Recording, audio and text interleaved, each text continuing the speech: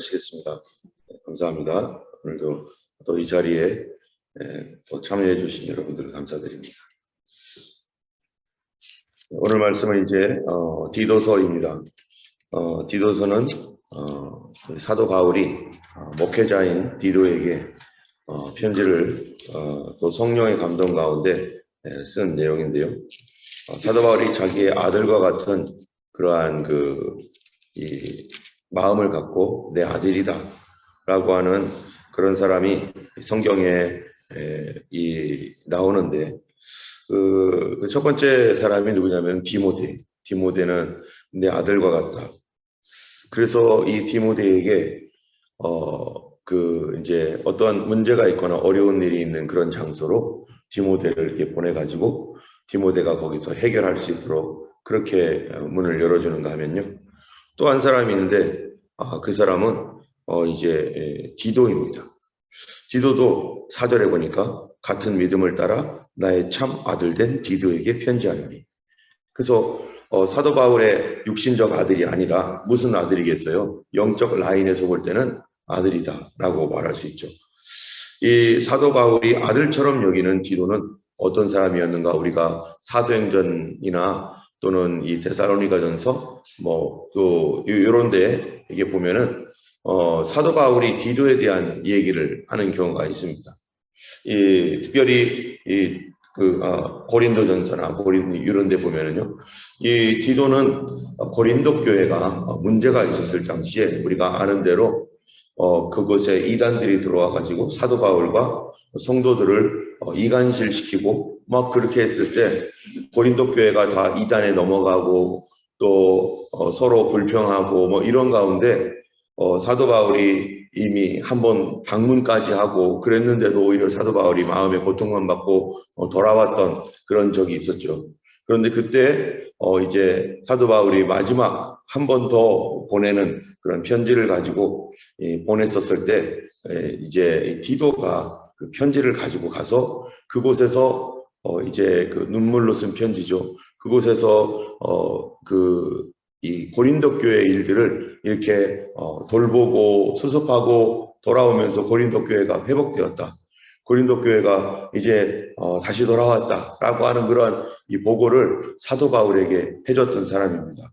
그렇기 때문에 이 디도는요 사도 바울에게 있어서 아주 중요한 중요한 일을 했고 디도가 또 그렇게 사도 바울의 보조자로서 그 역할을 충실히 잘 수행했던 그런 사람이죠.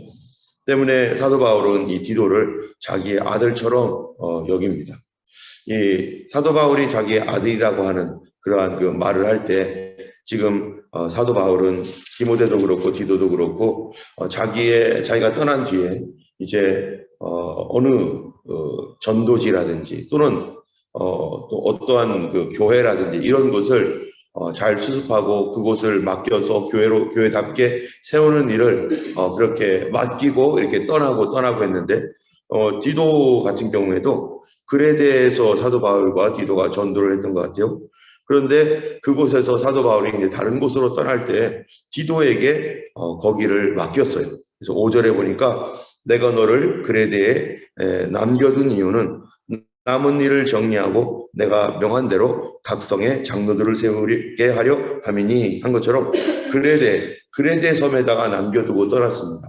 이 지중해에는 섬이 여러 개가 있는데 거기에 굉장히 많은 섬들이 있죠. 그런데 그레데 섬은 네 번째로 큰 섬이라고 합니다. 제가 직접 안 가봐가지고 거기에 뭐가 있는지는 몰라요. 그러나 이 주석이나 이런 데 보니까 네 번째로 큰 섬이래요. 그래서 첫 번째 섬이 시실리아 섬, 두 번째가 사르디아 섬, 세 번째가 구브로 섬, 네 번째가 그레데 섬. 그러니까 굉장히 큰 섬 중에서 하나가 바로 이 그레데 섬인 것이죠. 여기에 사도 바울이 남은 일, 사도 바울이 다 하지 못한 일이 있는 거예요. 복음을 전도하다가 교회 장로들도 세워야 되고 또 여러 일들 이렇게 수습해서 교회가 이제 성장할 수 있도록 기초를 마련해 줘야 되고, 특별히 중요한 게 뭡니까? 말씀이죠. 하나님 말씀을 바르게 증거해서 그곳에 사람들이 진리를 분별하고 악한 이단을 대적하고 하나님 말씀대로 순종하며 경건한 삶을 살 수 있도록 그렇게 말씀을 잘 가르쳐야 되는 그런 일들이 필요한데, 사도 바울은 또 다른 섬으로 이동을 해야 되는데, 그래서 디도를 거기에 남겨두고 디도 당신이 여기서 이렇게 하라고. 그러면서 디도에게 내 아들과 같다. 여러분, 아들과 같다라고 하는 이 말은 사도 바울처럼 뭐 할 수 있다는 거예요? 그곳을 목회할 수 있다는 거예요. 사도 바울이 떠나도 그곳에서 이 사도 바울처럼 사도 바울의 심정을 가지고 사도 바울이 이 본인이 교회를 개척하면서 이 교회가 하나님 앞에 바르게 섰으면 좋겠고, 아마 기도회도 했을 거예요. 뭐 통성기도, 그 다음에 철야기도 했을 것이고, 막 그렇지 않겠어요? 사도 바울이 그런 교회에서 목회를 할 때. 그런데 사도 바울처럼 그렇게 할 수 있는, 그래서 교회를 바르게 세우고 하나님 기뻐하시는 대로 세울 수 있는 그런 목회자.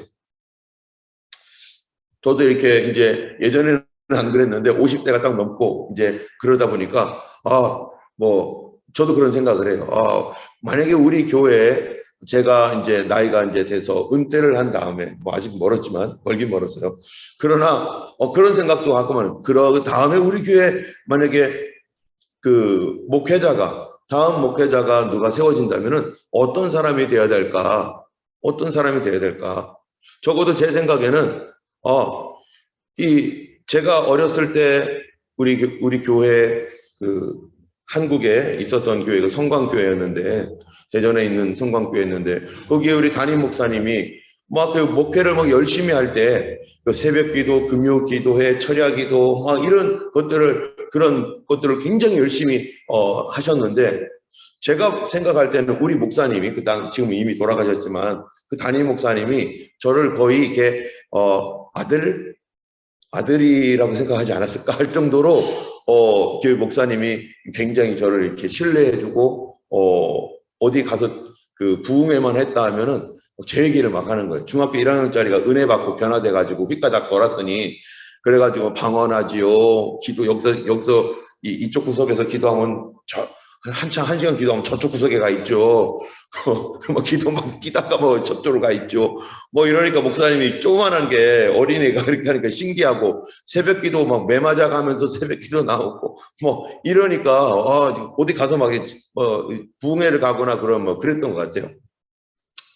그랬는데 저 자신은 자발적으로 어려움이 있어도 하나님 앞에 기도하고자 새벽에 나왔죠. 금요기도 모든 예배에 빠지지 않고, 뭐 제가 직분이 있어서 그런 게 아니라 전도사가 될 거라고 생각하고 뭐 그렇게 하고 하는 것이 아니라 그냥 그것이 좋아서 그렇게 나왔는데, 목사님이 있는 곳에는 항상 제가 있었던 것 같아요. 뭐 부흥회를 가지 않는 한 뭐 그렇게 모든 집회나 이런 것에 늘 같이 있었었는데, 그러면서 저 생각에 만약에 내가 그때 그러한 우리 목사님이 그렇게 교육하면서 뭐 새벽기도 나오라고 하고, 어떨 때는 저한테는 그런 경우가 있어요. 새벽기도 가끔 빠지면은 중학생, 고등학생 때 누가 새벽기도 나오라고 얘기하겠어요, 담임 목사님이. 근데 저는 이렇게 늘 나왔기 때문에 요새 왜 안 나오냐고, 새벽기도 다시 나오라고 뭐 이러면서, 수요나 이런 때는 뭐 빠질 생각도 안 하고 있었지만, 새벽기도는 제가 이렇게 어떨 때는 뭐 새벽형 인간이 아니기 때문에 제가 새벽형이 아니라 올빼미형이었었어요. 올빼미형. 그러니 새벽에 나오기가 얼마나 힘들겠어요. 저도 새벽기도에 이렇게 자동적으로 일어난 게 몇 년 안 됐어요. 20년, 30년을 새벽기도를 그렇게 해도 이 새벽에 일어나는 것이 20년, 25년 동안 힘들었어요. 그 힘든 새벽기도를 막 이렇게 나를 이기고 나온다는 거가, 그래도 제가 새벽에 은혜를 받았기 때문에 그랬었거든요. 그랬는데 이러한 이 목사님이 그렇게 늘 있는 곳에 항상 같이 기도하며 기도하고 또 예배드리고 그랬었었는데, 제가 이렇게 지금 와서 이렇게 보면은 우리 교회 다음 목회자는 정말로 이렇게 스스로 자발적으로 하나님 앞에 나와서 충성스럽게 예배하고 기도하고 해야만 지금 현재 제가 아주 우리 담임 목사님 예전에 있었던 그 목사님이 했던 것에 뭐 절반 수준도 안 되는 식으로 하고 있지만은, 그러나 적어도 이 정도를 유지하려면, 우리 교회가 현재 하고 있는 걸 유지하려면은 정말 그렇게 그 정도는 해야 되지 않을까. 우리 이전에 있었던 목사님이 그렇게 열정적으로 하는 것들을 제가 옆에서 보면서 목사님 따라서 가려고 막 이렇게 했던 그런 그 자발적인 어떤 그 마음을 가지고 했었던 것처럼, 그런 마음으로 정말로 하나님을 섬겼던 사람, 그렇게 하나님 앞에 그렇게 나왔던 사람이 되었으면 좋겠다. 그런 사람은 정말로 아들 같겠다라고 하는 생각을 하는 거죠. 사도 바울은 이 디도가 아들 같다라는 거예요. 디모데가 아들 같다라는 거예요. 그러면 사도 바울이 그런 열정과 열심과 충성을 가지고 했을 때마다 아들이 항상 따라다닌 것처럼, 그렇게 핍박과 고난도 함께 받고 하나님 앞에 이렇게 함께 헌신했던, 그래서 당신 같으면은 이 교회를 맡길 수 있겠다. 그러한 사람. 사실 이 하나님 앞에서 이렇게 교회를 사도 바울이 이렇게 헌신적으로 돌을 맞아가면서 그랬는데, 이 교회를 만약에 말씀을 잘못 가르치고 성도들을 약하게 만들고 기도를 해야 되는데 본인이 안 하니까 성도들도 안 시키고 또 새벽기도 본인이 했던 습관이 없고 나올 필요도 없다라고 생각했기 때문에, 본인도 목사니까 어쩔 수 없이 새벽기도 나왔다, 목사이기 때문에, 그러면 그 교회 이제 그 다음에 한 몇 년 뒤에는요 끝난 거예요. 몇 년 뒤에는 그 영성 다 사라지는 거예요. 큰 교회나 이런 데서 정말로 이렇게 교회에 들어갔지만, 정말 중요한 게 뭐냐, 그의 영성이 중요한 거죠. 하나님 앞에 어떤 열정을 가지고 어떻게 충성하며 어떻게 핍박받고 어떻게 헌신했는가. 만약에 누군가가 우리 교회에 만약에 다음 목회자를 뽑으라고 만약에 저에게 누군가가 그렇게 한다면요, 제가 할 수 있는 게 첫 번째가 뭐냐면은, 새벽기도 자발적인 믿음으로 하나님 앞에 어떻게 모든 예배에 참여했는가, 자발적으로. 두 번째, 핍박을 받아봤는가. 예수 믿다가 어려움을 받고 예수 믿는 것 때문에 고난을 받고 그거를 통과해 봤는가. 고난을 얼만큼 많이 받아봤는가. 세 번째로, 하나님 앞에 어떤 훈련을 받았는가. 과연 재정 훈련을, 하나님께서 주시는 재정 훈련을 받았는가. 기도 훈련을 받았는가. 순종 훈련을 받았는가. 이런 거를 체크하고 싶어요. 뭐 어디 학교 나오고 그거는 문제가 아니고, 정말로 하나님 앞에 그런 마음을 가지고 계속해서 헌신하는 사람. 이러한 그러한 사람이 바로 디도로서 사도 바울이 든든하게 맡기고 갈 만한 사람이었어요. 이 디도에게 사도 바울이 이제 그레데를 맡겨놓고 가면서 뭐라고 말하냐면은, 굉장히 중요한 이 메시지가 있는데 1절이 중요한 것 같아요. 하나님의 종 예수 그리스도의 사도인 바울이 사도된 것은 하나님이 택하신 자들의 믿음과 경건함에 속한 진리의 지식과 영생의 소망을 위함이라. 자, 여기에 보면은 이 예수님의 사도인 바울이 하나님께서 자신을 택했는데, 무엇을 위하여 하나님께서 택하셨냐면은, 여기 보니까 진리의 지식을 위해서 택했다. 그리고 영생의 소망을 위함이다. 라고 했는데요. 진리의 지식이 무슨 지식입니까? 복음이잖아요. 복음 지식. 그럼 진짜 복음은 뭐냐? 어떤 게 진짜 복음이냐? 라고 하는 거죠. 여기 보니까 바로 그 앞에 믿음과 경건함에 속한 진리의 지식. 우리가 복음을 믿고 복음으로 구원받고 복음을 지키고 하는데요. 그 복음, 우리가 교회에서 듣는 설교, 말씀, 이거는 이 복음의 지식은 반드시 우리가 설교를 들을 때 무엇으로 인도해야 돼요? 복음이 나를. 여기 보니까 믿음으로 인도해야 돼요. 설교를 들었는데 믿음으로 인도가 되지 않는다. 그 설교가 도대체 나를 믿음으로 인도되지 않고 자꾸 의심 만들게 하고 그런다. 그럼 그 복음의 진리가 진리일까? 그게 과연 내가 잘못됐든지 복음 메시지가 잘못됐든지 둘 중에 하나겠죠. 그래서 이 디도 그 교회를 말씀으로 세워야 되는데 말씀으로 세우고 복음을 전파하고 그들을 복음에 온전히 서도록 해야 되는데 그 말이 무슨 뜻이겠어요? 그들이 믿음에 서도록, 믿음을 갖도록. 두 번째로는요, 뭐예요? 믿음과 어디에 속한 진리의 지식이요? 경건함. 경건함에 속한 진리의 지식. 우리가 지식을 받았어요. 하나님의 복음의 메시지를 받았어요. 그런데 사람으로 하여금 이 복음의 지식이 어디로 인도해야 돼요? 경건함으로 인도해야 되죠. 경건함으로. 그 복음의 지식이 머리만 커지고 해가지고 자기 교만함으로 인도한다. 그러면은 복음의 지식이 맞긴 맞아도 내 자신이 잘못된 거죠. 그걸 교만함으로 가지고 가면, 믿음이 아니라 불신앙으로 가져가면 그건 문제가 심각한 거죠. 하나님의 진리는 우리로 하여금 실천적으로 만든다는 거예요.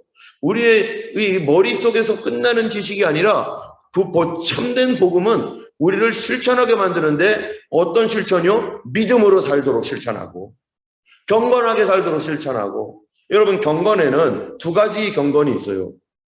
이 두 가지 경건이 있는데, 하나는 여기에서 이 1절에서 말하는 경건이 있습니다. 이 1절에서 말하는 이 경건이다라고 하는 이 경건은요, 이 유세비아라고 하는 뜻입니다. 유세비아라는 뜻은 godlessness. 그게 뭐예요? 하나님을 닮았다. 이 경건이란 말이 하나님을 닮았다라는 뜻이에요.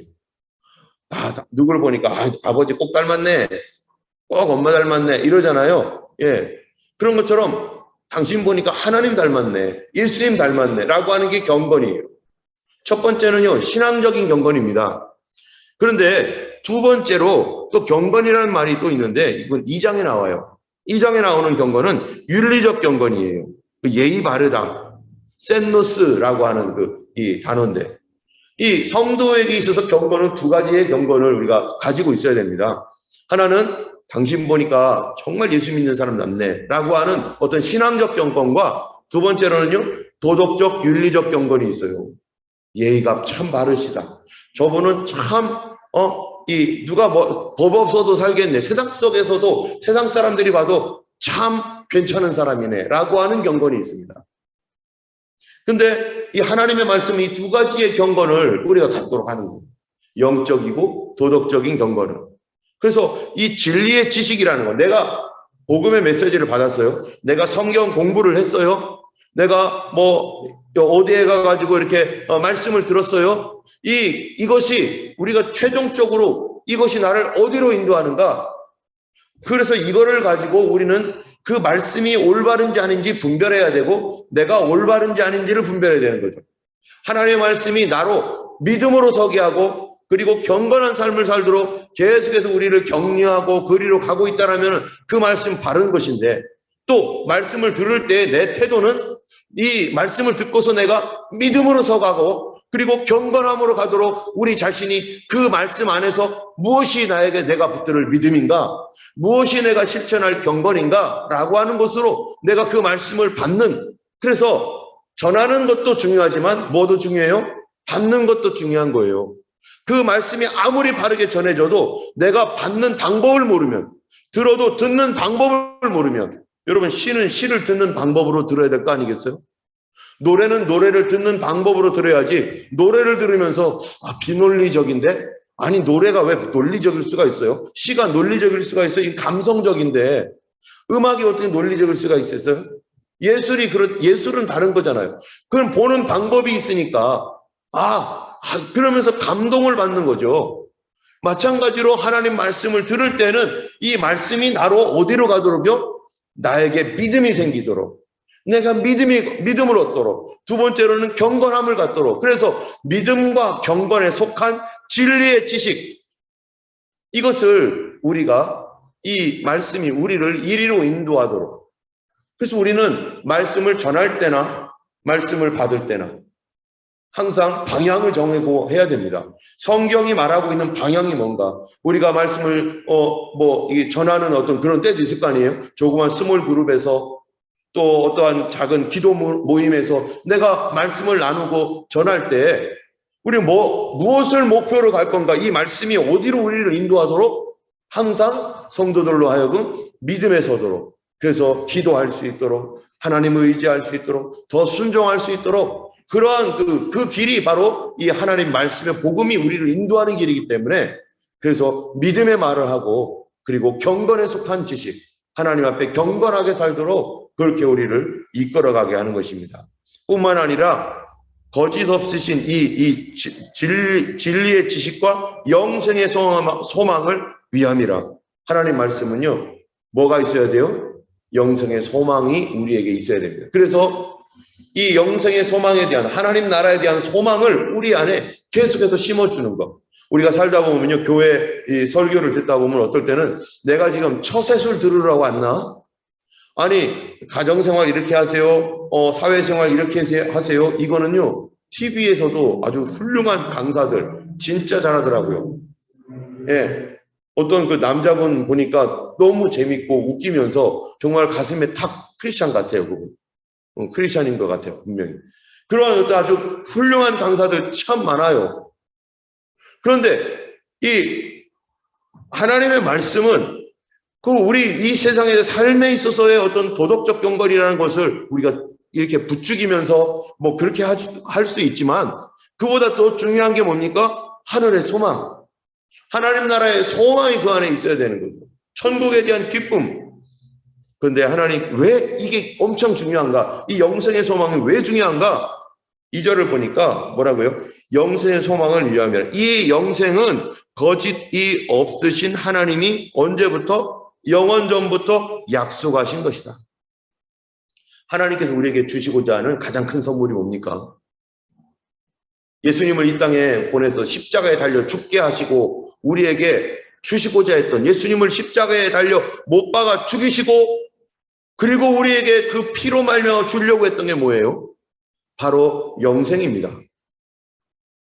사람은 조그마한 건강 회복, 의사 선생님들은 그렇게 할 수 있지만 예수님은 우리에게 영원한 생명을 주시기로 언제부터 약속하셨다고요? 영원 전부터. 그게 성경의 구체적인 가장 중요한 약속이에요. 성도들에게 오래전부터, 예전부터 계속해서 반복되어서 이것이 나의 약속이다라고 하는 것이 바로 영생의 약속. 수많은 약속들이 많죠. 그러나 가장 큰 게 뭐냐면은 영생의 약속이에요. 우리 육신의 질병을 고쳐주고 가정이 회복되고 나라가 잘 살게 되고 이런 약속이, 말씀이 있습니다. 그렇죠? 자녀가 잘 되고 이런 약속의 말씀이 있는데, 가장 하나님께서 핵심적으로 십자가에 달려 죽으신 예수님이 그 피를 흘리신 그 궁극적인 목적, 그것은 내 육신의 질병을 고치기 위함도 아니고, 그거는 가장 궁극적인 목표가 아니라 그거는 가는 길에 있는 것이고, 진짜 중요한 것은 영원한 죽음과 형벌에서 나를 건지려고 예수님이 피 흘려 죽으셨다. 예수 그리스도께서 나를 구원하시기 위하여, 그가 영생을 주시기 위하여 피 흘려 죽으신 것은 바로 언제부터 있는 약속입니까? 이게 창세기부터 있는 약속입니다. 아담과 하와가 범죄하자마자 뭐예요? 내가 여자의 후손을 보낼 거다. 여자의 후손이 뱀의 머리를 밟아버릴 거다. 이게 뭐예요? 바로 우리에게 하나님 나라를 회복시켜 주겠다라고 하는 영생의 약속인 것입니다. 오늘 우리가 이 짧은 앞에 있는 말씀만 우리가 봤지만, 이 말씀을 통해서 정말로 우리 마음 가운데 하나님께서 정말로 믿음과 경건에 속한 그러한 신앙을, 믿음 있는 신앙, 그렇죠? 믿음이 있는 믿음이죠. 참된 믿음, 경건한 믿음. 우리가 지금 그걸 위해서 계속 기도하고 있습니다. 그래서 이러한 약속을 3절에 자기 때에 자기의 말씀을 전도로 나타내셨던 것처럼, 이 전도를 사도 바울이요, 내게도 맡기신 것이다. 우리에게도 이 전도를 맡기셨습니다. 오늘 우리가 기도할 때 하나님, 우리 가족들 중에 이 진리에 속한, 이 믿음과 경건에 속한 이 진리의 지식이 없는, 교회만 다니고 있는 성도들, 교회는 다니는데 아직 구원받지 못한 우리 가족들이 있다면 주님, 그 가족들을 구원하여 주시고 용서하여 주옵소서. 변치 않는 주님의 그 사랑으로 그들을 하나님 붙들어 주셔서 그들도 변화되고 새로워질 수 있도록 우리 가족을 위해서, 또 우리 자신이 혹시 하나님 말씀을 받으면서 머리만 커지면서 이게 진리와 이게 믿음과 경건으로 가는 것이 아니라 교만하고 남들을 가르치려고 하고 다른 사람보다 높아지려고 하고 그 경건을 이익의 도구로 사용해서 돈벌이 수단으로 사용하고 얼마나 많아요. 그랬던 우리가 하나님의 바르게 반응하지 않았던 것들에 대하여서 우리가 하나님 앞에 회개하며 기도하기 원합니다. 이 시간 우리 같이 잠시 기도하겠습니다. 하나님, 우리 가족들 가운데 예수 그리스도의 참된 진리에 서서 믿음 가운데 설 수 있도록 하나님 역사하시고 도와주시옵소서. 주님의 거룩한 보혈로 우리 가족들을 구원하여 주시도록 이 시간 우리 주여 삼창하시고 기도하겠습니다. 주여, 주여, 주여.